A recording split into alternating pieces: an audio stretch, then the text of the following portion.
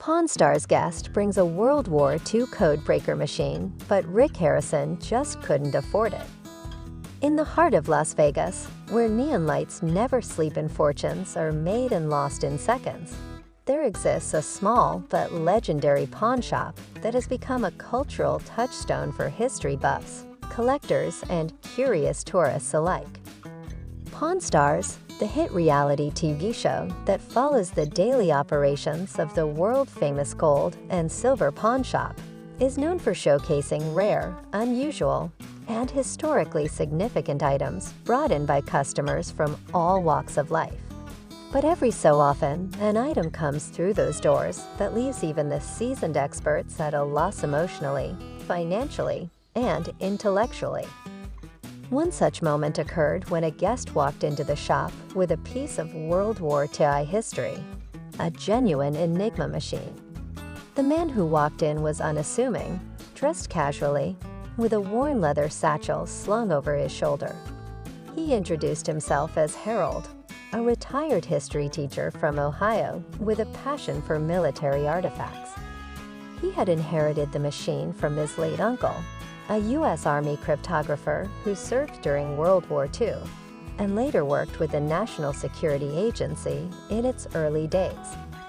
Harold explained that the machine had been kept in storage for decades, and now he felt it was time to find a new home for Ia, ideally one that would appreciate its value and preserve its legacy. As soon as Rick Harrison, the sharp-eyed owner of the pawn shop, saw the machine, his curiosity piqued.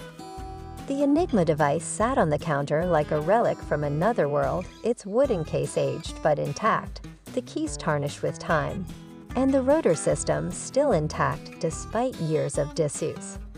It was unmistakably authentic, not just some replica sold online or displayed in museums as a prop. Rick leaned forward, examining the machine closely. This, he said, eyes wide, is the real deal. The rest of the team quickly gathered around. Corey, the young historian with encyclopedic knowledge of historical artifacts, immediately recognized the model as a German Enigma, a version used extensively by Nazi forces during the war. August, the cautious negotiator, already began calculating what kind of price tag could be attached to such a rare object. Harold didn't seem overly concerned about the money at first.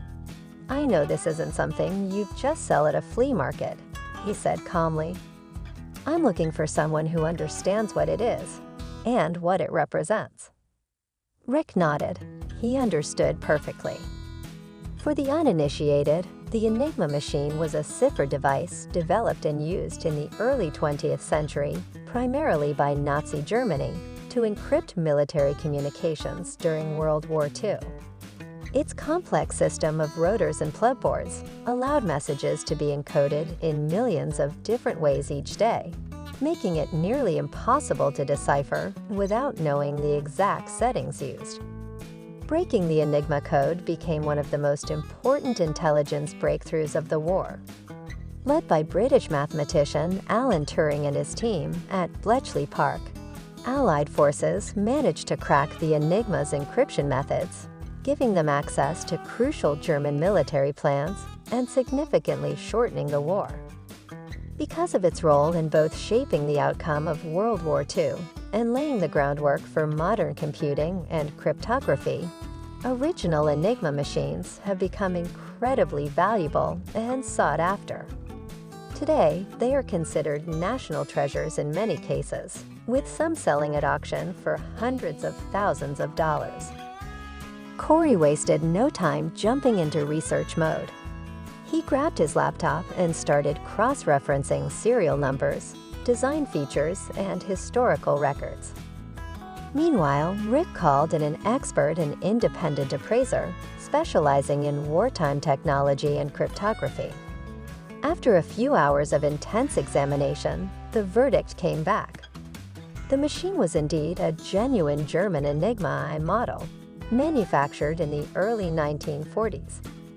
It bore the markings of the Wehrmacht, German army, and while it had clearly seen use, It was in remarkably good condition considering its age. "This thing could easily go for $300,000 or more at auction," the appraiser said confidently. "If it's in working order, which it looks like it might be, it could fetch even more." Rick let out a low whistle. He knew right then that this wasn't going to be a typical pawn shop transaction. Back at the counter, Rick turned to Harold. "You've got yourself a piece of history here. Real high-end stuff." Harold smiled. "I figured as much, but I'm not looking to get rich off of it. I just wanted to end up somewhere meaningful." Rick appreciated the sentiment. He proposed a straightforward deal. If Harold wanted to part with the machine, Rick would offer him a fair price based on the appraisal, enough to compensate him for its value, but leaving room for the shop to make a profit upon resale.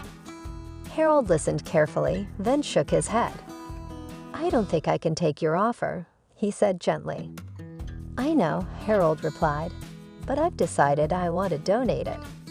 Maybe to a museum, or perhaps to a university with a cryptography program. I think it belongs in a place where people can learn from it." Rick paused. He respected Harold's decision, but it was clear he was disappointed.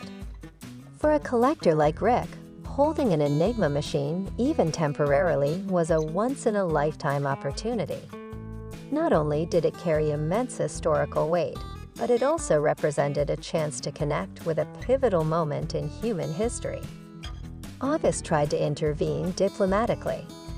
"We could help you find a museum or institution willing to take it," he offered. "We've got connections, and we make sure it went to a good home."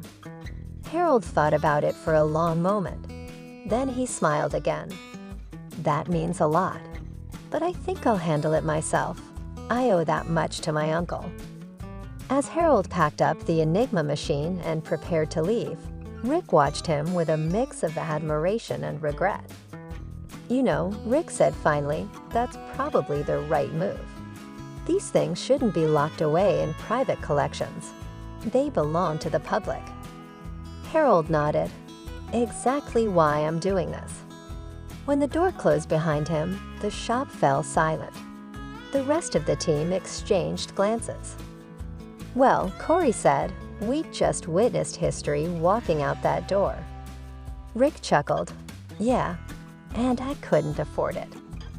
In the weeks following Harold's visit, the story of the Enigma machine made its way around the shop. Employees and regular customers talked about it like it was some mythical artifact, something so rare and powerful that it transcended the usual business of buying and selling goods. Rick, ever the businessman, admitted that he had briefly entertained the idea of keeping the machine for himself.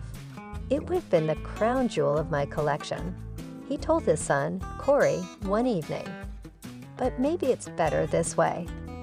And in truth, Harold's decision may have done more than simply remove a rare artifact from the market. By choosing preservation over profit, he reminded everyone, including Rick, that some items are worth more than their monetary value. They are pieces of our shared past, windows into the minds of those who lived before us, and tools for educating future generations. In the world of pawn shops and collectibles, rarity and demand dictate value. But sometimes, as with the Enigma machine, the true worth lies beyond the balance sheet.